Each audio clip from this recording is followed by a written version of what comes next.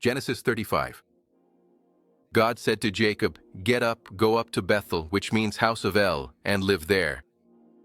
Build there an altar to the God who appeared to you when you were fleeing from Esau. How can God say, "Build an altar to the God who appeared to you"? Is there anything more senseless? It is not senseless. It's that in Hebrew it is written that Elohim, plural, that is, the group of the Elohim, said to Jacob, "You must build an altar." And then comes the term in the singular, that El, who appeared to you while you were fleeing. In other words, the one of us who appeared to you, you must build an altar to him. It's very clear. It's crystal clear. Just read it. Even about the one who appeared to you. Here the Hebrew verb does not mean. It doesn't mean exists, it means appeared. The Hebrew verb is in the nifl form, that is, passive. Reflexive, meaning that he revealed himself to you. When you haven't seen a friend for 2 years, you say, "How long has it been since you showed up?" You mean, how long has it been since you revealed yourself? Well, in Hebrew, it's the same thing. It's the same thing. In the beginning, everyone had their own, but this is very clear in the Bible. So much so that, regarding this relationship with him, therefore, with that El who revealed himself to him, Jacob says, "If this Elohim is with me and protects me on this journey I am undertaking, and gives me bread to eat and clothes to wear, and if I return in peace to my father's house, then he will be my Elohim. Otherwise he won't." In other words, if this one proves capable of helping me, that's fine. Otherwise, no way. I'll turn to another one. To be polite, I listed 23 Elohim, different ones, unmistakably different. Then, as you read the Bible, you'll find that there are dozens of them, and they're even called by name. This one is called Camus, Chemosh. This one is called Milcom. The one of the Sidonians is called Azerah, Asherah. There's another one called Dagon. They're written down, their names are in the Bible. These, besides being called by those names, they also had epithets. For example, one was called Baal Peor. Baal Peor means Lord of the exposure of sexual organs. And you'll read in the Bible that he had sex and made his people have sex as well. That was the way of this one here. So much so that these peoples would often abandon Yahweh and go after that other one over there. Making love is better than making war. Since Yahweh is defined in the book of Exodus and is translated like this, you'll find it like this in the Bibles you have at home, as Ish Milhamah, meaning man of war. That's exactly what he did. Ish means male individual, Milhamah, of war. So, from time to time, they would go after those others. Baal Peor, therefore, was an Elohim adversary of Yahweh. When theology took full control and turned Yahweh into the spiritual God, obviously, in that world, the world of transcendence, it also created God's antagonists, right? In other words, the demons. Baal Peor in Greek was transliterated to Baal Faor and later became Belphegor. So, the name Belphegor is nothing more than the transposition of an epithet of this individual. Baal Peor became Belphegor, that is, completely made up. Baalzebub, Lord of the Flies, became Beelzebub. In other words, they really just took everything and made it up, reconstructing it from what was concrete and real here. And keep in mind that these here were all supposed to have been exterminated, but these were the children of Jacob's twin brother, of the twin brother. Jacob's twin brother, just like Nahor, was not Abraham's twin, but Abraham's brother. These people were so foolish that they addressed their Elohim, that is, piles of stones. And they didn't know that Jacob was speaking to someone who actually spoke back, someone who truly existed. But here too, how long does it take to explain and say all this? Do you see the difference between my brother who is here and, if you want, he can talk to you, and your pile of stones? The Bible tells us these things, and it's so simple that even we, who are not wise, can understand. And since we are not wise, we don't even need to use the words of the wise. Let's make a clear distinction, not between monotheists and henotheists. No, between an intelligent person and a fool, if that's the case. But that wasn't the case. This one had one, that one had at least one more, and the other had yet another. There were dozens. And now let's also see what the early Christians said. Let's talk about the Christians. Let's see what one of the church fathers said, who was even made a saint.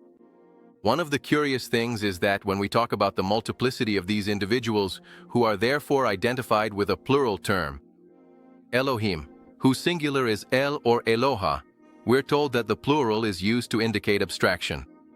It is defined as the plural of intensity, the plural of abstraction. Why? Because since the one God must be identified, otherwise everything falls apart, the plural must be justified, and so this plural takes on these meanings. And these are all grammatical rules that the ancients did not write. It was the moderns who wrote them, analyzing that text after the fact, and obviously having to interpret it in a theologically monotheistic way. Now, the Bible does not talk about God. That is, there is no atheism in the Bible, which, mind you, does not mean that God does not exist. I don't know whether God exists or not. That concerns your personal faith. Everyone should think what they want, but the Bible does not talk about God. Therefore, theologians should not concern themselves with the Bible. There is no doubt about that. Theologians should concern themselves with theology, that is, with the idea of God that they themselves develop, with the attributes that they themselves ascribe to this God, and then debate them for centuries. Great, fantastic. That is the work of theology. The important thing is that it does not concern itself with the Bible, just as it is better not to concern oneself with the Iliad or the Odyssey. Because if we applied the exegetical categories that they apply to the Bible to the Iliad and the Odyssey, we would construct Homeric monotheism. Just take the same exegetical categories and apply them to the Iliad and the Odyssey, and I guarantee, I assure you, that Homeric monotheism would emerge. But there are passages where the plurality of the Elohim, well, no one can hide it. There are several. Let's take one.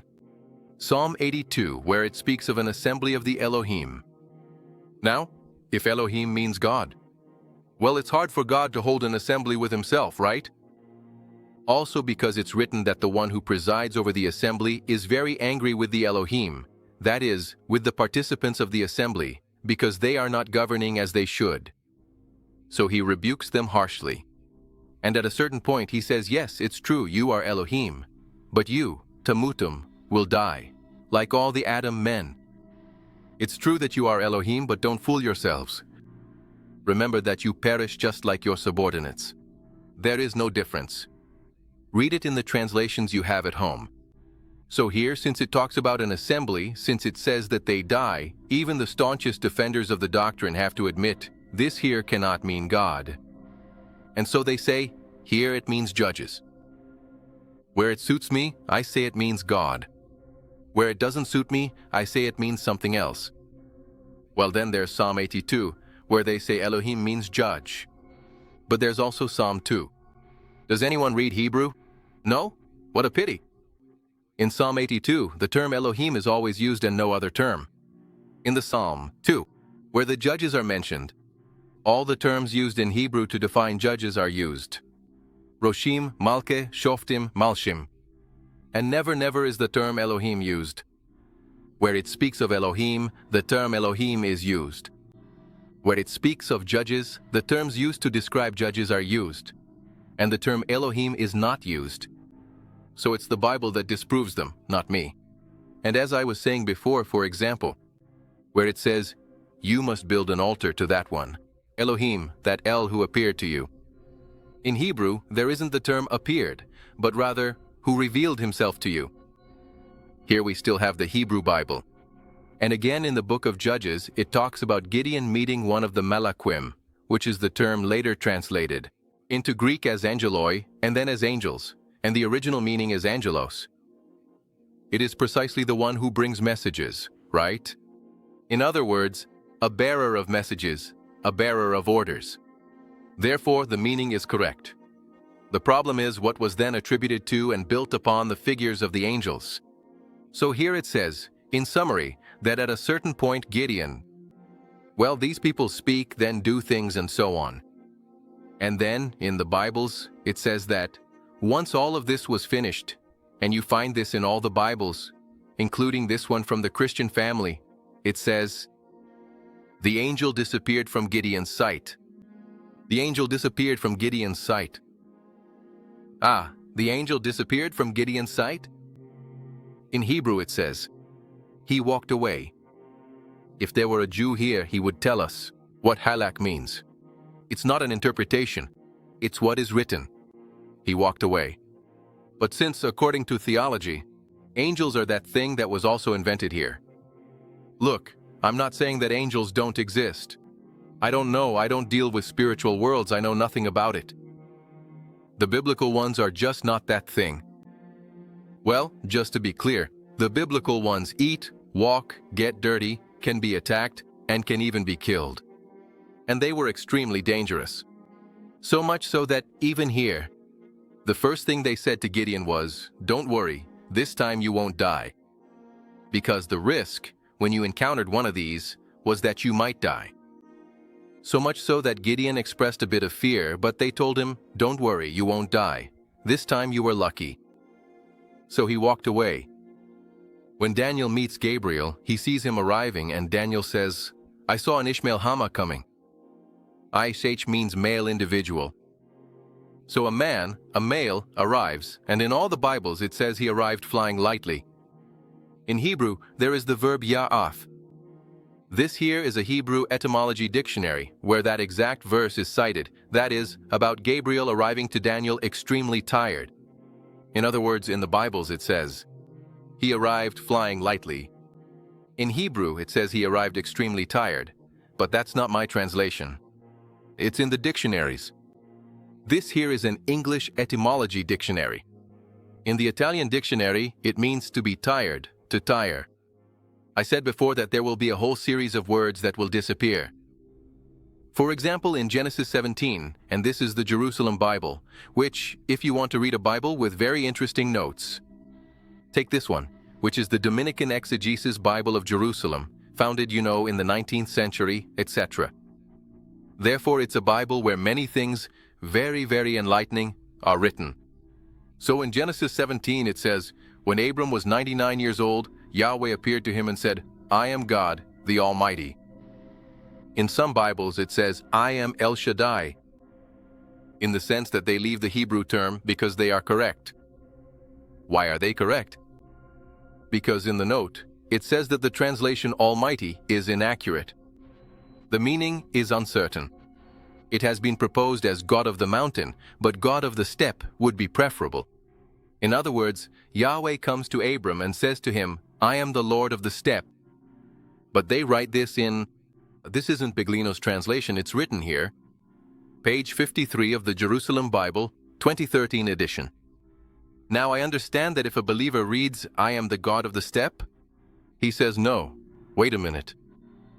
Well, but gentlemen, we can't just make up omnipotent, since omnipotent doesn't exist. And it appears 91 times in the Bible. And they know it doesn't mean omnipotent, and yet they always translate it as omnipotent. They know it, and they write it.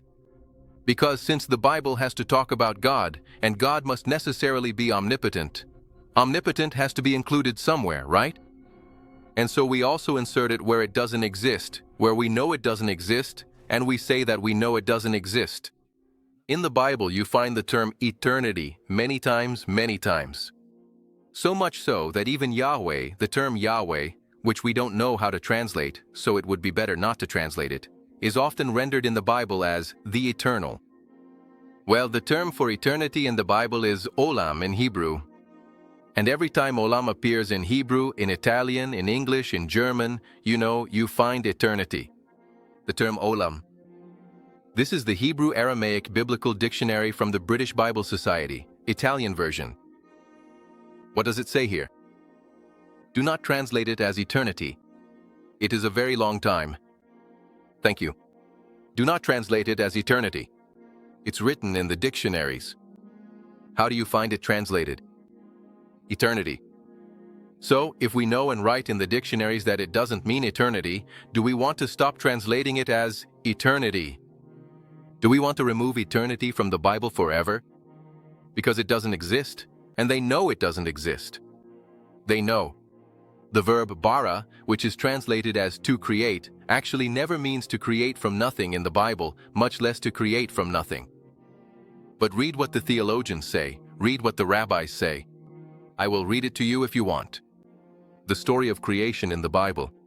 A professor of biblical studies at the Jewish Theological Seminary and Tel Aviv University. Therefore, a rabbi, a Jew, says, "It is nothing more than the story of a series of subdivisions. To put things in order, the concept of creating from nothing does not exist in Hebrew. Bara does not mean to create from nothing. So it doesn't mean to create. There is no word for Almighty. There is no word for eternity. But what are we talking about? And that there is no eternity. Read the studies by theologian Ellen van Vold from Radboud University, Nijmegen. She even wrote articles in the Telegraph saying, but there is no creation in the Bible. There isn't, but since the Bible is supposed to talk about God, there must be eternity.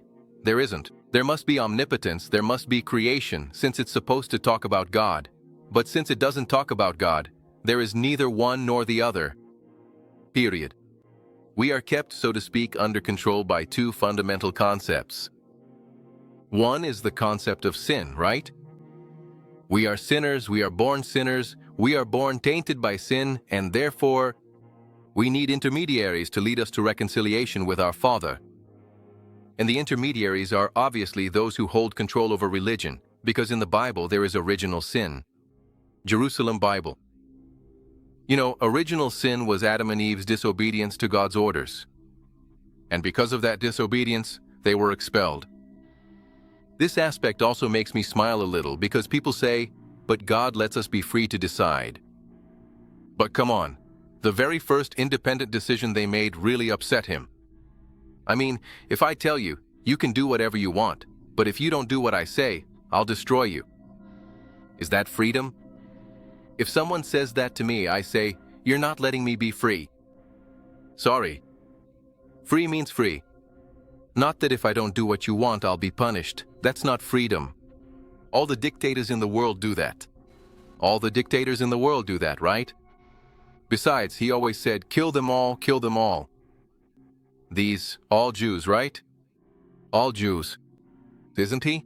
He is the first major historically documented anti-Semite in history.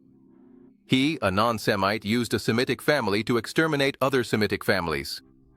If what is written in the Bible is true, I always say, let's pretend that what is written in the Bible is true, because after all, we can't be sure that what's written there is true.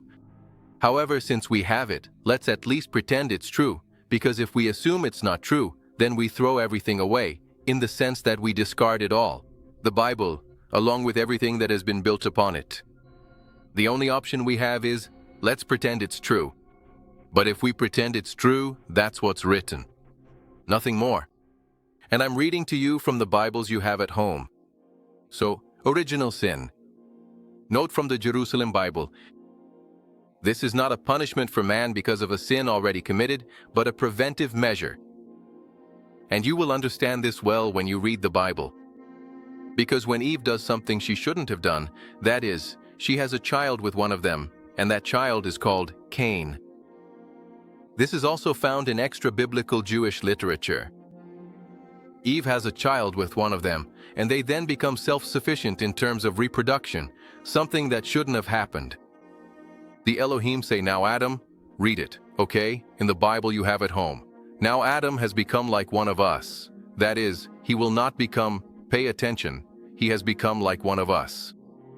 Read carefully. And so, now, the important thing is that he does not have access to the practices of the tree of life, because otherwise it becomes very dangerous. In other words, God is afraid of Adam. And he expels him as a preventive measure because he feared that man could become more dangerous than himself. Therefore, we shouldn't look here for everything that has been read into it. Since then, whether it's biblical reinterpretations, for example, Paul's, who was the first to invent the theory of original sin, or the dogmatic formulations of the church.